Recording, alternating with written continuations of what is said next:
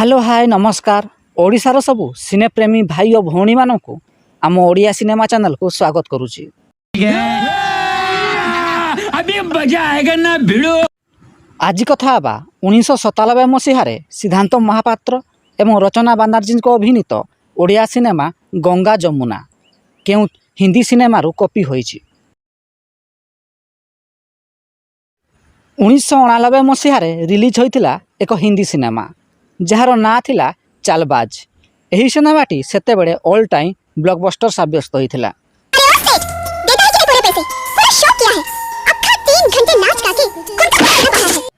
एहार 7 वर्ष परे अर्थात 1997 मसीह रिलीज होइतिला ओडिया सिनेमा गंगा जमुना। एही सिनेमार प्रयोजक थिले शिव प्रसाद लेंका एवं एही सिनेमा को निर्देशना देइथिले हर पट्टनायक। एही सिनेमार मुख्य भूमिका सिद्धांत महापात्र, रचना बानार्जी, मिहिर दास एवं हर पट्टनायक प्रमुख अभिनय करथिले। एही सिनेमारे रचना बानार्जी डबल रोल रे अभिनय करथिले। एही सिनेमाटी ऑल टाइम ब्लॉकबस्टर होइतिला।